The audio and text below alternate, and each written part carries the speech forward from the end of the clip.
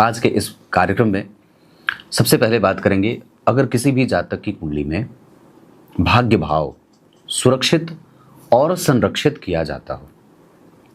भाग्य भाव सुरक्षित कैसे है? भाग्य भाव सुरक्षित है किसी भी जातक की कुंडली में कि वहां पर एक कोई ग्रह अपनी राशि का बैठकर उस भाव को सुरक्षित कर देता है। और भाग्य भाव संरक्षित कैसे है? तो भाग्य भाव संरक्षित दो तरीके से होता है, या तो गुरु नवम भाव में ही बैठे हों या तो गुरु केंद्र में बैठे हों। दृष्टि की बात नहीं है। भाग्य भाव सुरक्षित है उस भाव में एक ग्रह बैठ जाए जो अपनी राशि का हो या कोई ग्रह उच्च का हो। और संरक्षित ऐसे है कि भाग्य भाव के कारक जो गुरु हैं वो या तो केंद्र में बैठे हों या भाग्य भाव में बैठे हों। अगर ये दोनों बातें किसी एक जातक की कुंडली में लागू हो रही है तो वो व्यक्ति अपने भाग्य का खाता है। 100 बात की एक बात। अब जैसे मैंने बहुत बार इस विषय पे कार्यक्रम पहले भी बनाया है कि जन्म कुंडली के सारे पक्ष कमजोर हों, जन्म कुंडली के सारे पक्ष कमजोर हों, और अगर आपकी कुंडली का भाग्य बल बलवान है तो आपको ज्यादा तितर बितर होने की आवश्यकता नहीं है। तो किसी भी जातक की कुंडली में। अब दूसरा, जब आप भाग्य का विस्तार से विवेचन करते हैं तो फिर उसका एकादशवां देखते हैं, उसका चौथा देखते हैं, उसका दूसरा देखते हैं। तो अगर ये प्रस्तुत कुंडली जो है यहां से 4 घर आगे देख रहे हैं तो उच्च के सूर्य बैठे हैं जो नीच भंग राजयोग शनि का कर रहे हैं। 12वें भाव में वैसे भी शनि हर्षित बली हो जाते हैं।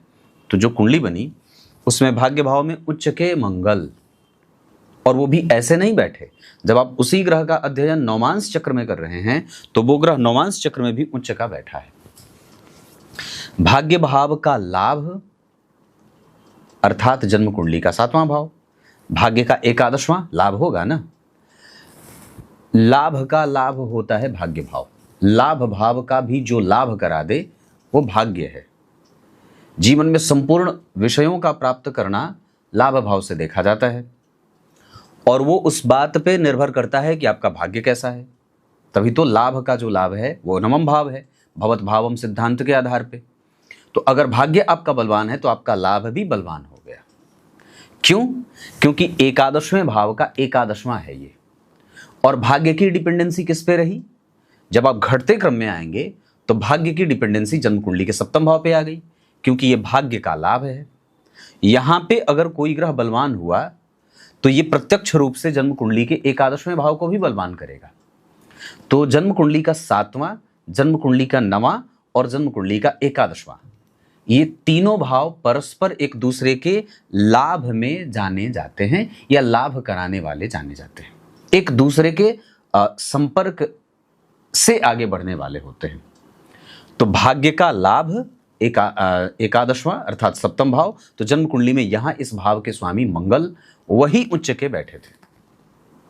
आप अपने भाग्य भाव का अध्ययन इस तरीके से जब करेंगे और जब वहां से आपको आउटपुट नजर आएगा, जब मिलेगा, तब आपको समझ में आएगा कि वस्तुतः आपने जो अपने जीवन की लंबी यात्रा तय की है वो किसके बदौलत की है, और कौन था वो जिसने आपको सबसे ज्यादा आगे बढ़ने में मदद की। ये किसी भी व्यक्ति की कुंडली पे बात लागू हो जाएगी। अगर नवम, एकादशवां और 7वां एक दूसरे से संबंध रख रहे हैं तो इस पक्ष को और भी ज्यादा थोड़ा डीप में लेके जाएं तो इस कुंडली पे विचार करिए तो लाभ भाव के स्वामी गुरु ही होते हैं, जो किसका बल बढ़ा रहे थे?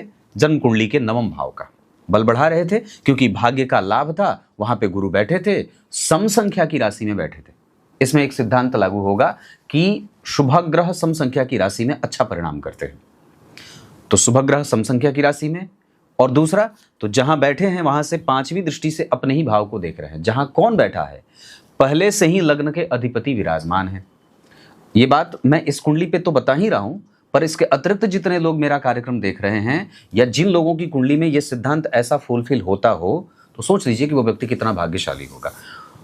ऐसा मैंने एक बात बताई थी कि किसी भी अवस्था में अगर 9वें भाव से या 9वें के कारक अर्थात गुरु से, ध्यान रखिएगा, किसी भी स्थिति में 9वें भाव से या 9वें भाव के कारक से शुक्र का संबंध हो जाए तो गुरु भाग्य के कारक होते हैं और शुक्र का संबंध हो रहा है क्योंकि लग्नेश होते हैं वृष लग्न की कुंडली के लिए शुक्र, वो गुरु की ही राशि में उच्च के होते हैं और गुरु से ही दृष्ट हैं। और जब आप लाभ का लाभ देख रहे हैं तो लाभ का लाभ अर्थात नवम भाव, यहां पे पहले से ही एक उच्च का ग्रह बैठा है, उसके उच्चत्व के प्रभाव में और भी ज्यादा सहिष्णुता, और भी ज्यादा समरसता, और भी ज्यादा व्यवहारिकपन, मंगल के और भी ज्यादा व्यवहारिकपन में, व्यावहारिकता में राहुदेव वृद्धि डाल रहे हैं। क्योंकि राहु का काम क्या है? उच्च के ग्रह के उच्चत्व के प्रभाव में 4 गुना वृद्धि कर देना। और राहु का प्रभाव, राहु का फल क्या होता है? राहु का नेचर है नीच के ग्रह के नीचत्व में 4 गुना वृद्धि कर देना, है ना। तो उच्च के ग्रह के साथ अगर राहु बैठे तो उसके उच्च प्रभाव में 4 गुना वृद्धि कर दें। और विचार करिए तो जन्म कुंडली में वो त्रिकोण में बैठे हैं, तो केंद्र त्रिकोण गो राहुर स्थित शतोशतः, केंद्र और त्रिकोण के राहु शुभाचांतर दशा तस्य राज्य कीर्ति प्रदानिराम। राहु अगर केंद्र और त्रिकोण में बैठे हों तो वो उस जातक को कई गुना ज्यादा शुभ फल देने वाले हो जाते हैं। तो सिर्फ अपने नवम भाव पे अगर अपनी दृष्टि डाल रहे हैं अपनी कुंडली में, तो सिर्फ नवम भाव का विश्लेषण ऐसे कर लीजिए। फिर आपको अपने भाग्य का अर्थ होता है पूर्वजों का आशीर्वाद, कुछ और नहीं। भाग्य का अर्थ वो जो मेहनती हो, जो मेहनत का खाता हो। भाग्यशाली वो भी है जो मेहनती है, भाग्यशाली ही है जो धार्मिक भी है। भाग्यहीन धार्मिक नहीं होता है, धर्म से हीन व्यक्ति भाग्यहीन होता है, क्योंकि धर्म ही व्यक्ति को भाग्यशाली बना सकता है। बात है ना। तो अगर ये सिद्धांत आपकी कुंडली में किसी भी तरीके से लागू हो रही है, और ये बात किसी भी कुंडली पे लागू हो जाएगी, तो आप समझ लीजिए कि आप अपने भाग्य की खाने वाले हैं। और भाग्य वस्तुतः पूर्वजों का आशीर्वाद होता है। और पूर्व जन्म का जिस तरीके से पंचम भाव होता है, तो पंचम का पंचम नवम, अर्थात ये आने वाले जन्म का भी होता है। नवम भाव से आने वाले जन्म का भी, पुनर्जन्म का विचार नवम भाव से किया जाता है। अगर उस भाव में बैठा ग्रह नवांश चक्र में भी वर्गोत्तम हो, तो इसका अर्थ एक स्पष्ट यहां से यह भी निकलेगा आचार्य वराह मिहिर के आधार पर कि वो व्यक्ति पुनर्जन्म जो लेगा उसमें भी वो भाग्यशाली होगा। बड़ी पक्की बात है। केंद्र में गुरु अगर बैठे हों, डिस्पोजिटर प्लैनेट अर्थात उस ग्रह का नियंत्रक, उस राशि का नियंत्रक ग्रह, तो गुरु आपकी कुंडली में जहां बैठे, अर्थात गुरु वृश्चिक राशि में बैठे, उसका नियंत्रक ग्रह कौन है? मंगल। वो कौन है? उच्च के बैठे हैं। उनके उच्च प्रभाव में कौन वृद्धि कर रहा है? राहु, क्योंकि त्रिकोण में बैठे हैं। और गुरु का बल कौन बढ़ा रहा है? तो भाव से 5 घर का आगे देख लीजिए, तो गुरु जहां बैठे हैं उस भाव का डिस्पोजिटर प्लैनेट तो पहले उच्च का हुआ है, दूसरे नंबर पे उस भाव से पंचम भाव का स्थान उच्च का शुक्र विराजमान है।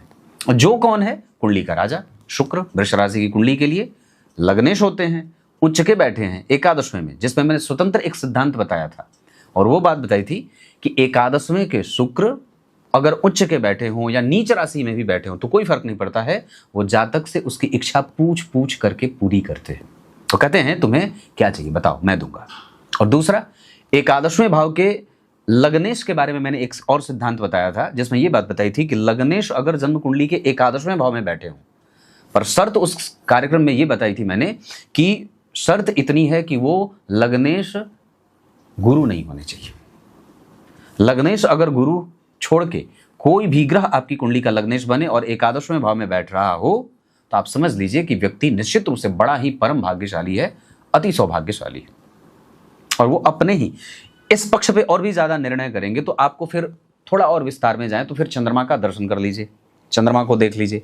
तो चंद्रमा जन्म कुंडली में मेष राशि में बैठे हैं, रोहिणी नक्षत्र में, भरणी में। मेष राशि रोहिणी अश्विनी भरणी, तो भरणी नक्षत्र में बैठे हैं, क्योंकि डिग्री का अंश जो है उनका 24 अंश का है, तो भरणी नक्षत्र में बैठे हैं। इस हिसाब से भी कुंडली का जो पक्ष होगा वो जातक के फेवर में काम करेगा। कुंडली के जितने भी विषम परिस्थितियों का निर्माण होगा वहां पे जातक की कुंडली के चंद्रमा के कारण वो बल उसके पक्ष में आ जाएगा। इतनी सारी बातें।